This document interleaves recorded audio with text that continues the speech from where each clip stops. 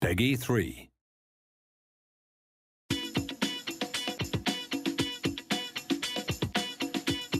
This first video I'm going to show you about vision is our attempt to replicate a Fabregas pass that happened against Barcelona this year.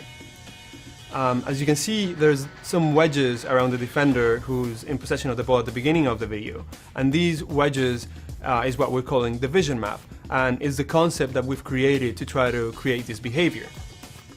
You can see that the defender's vision map is not very big. He doesn't have a lot of vision behind him, and he doesn't see all the opportunities that are presented in a play at a given moment.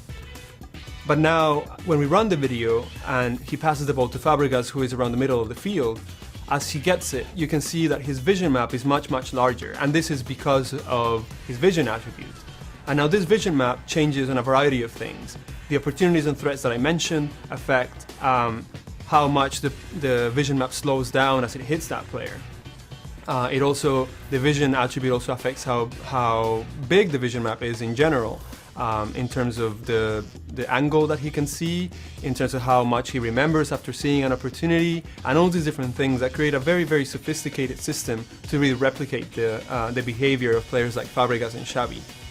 So you can see when Fabregas gets it and he's turning around, his wedges now already cover the opportunity that he's actually going to capitalize on, and that he actually did in the real life example.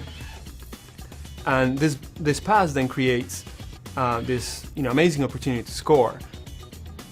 Now, when we run the test again, by keeping all the variables the same, but only substituting Fabregas for another player, in this case it's J.S. Park from Manchester United, you can see that the outcome is going to be different.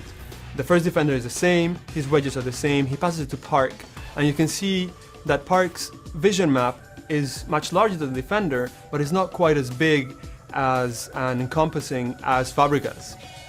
Because of this, as he turns, he's not yet ready to make that pass. He hasn't seen that opportunity yet up the field, so he's still considering other things, and eventually he does. You can see that the vision map eventually gets to that place of the field, but now it's too late. He takes 2 touches on the ball, as it takes time for him to see the whole play develop, and when he plays the pass, the defender is actually the one that ends up with the ball, because the attacker has now given up on it.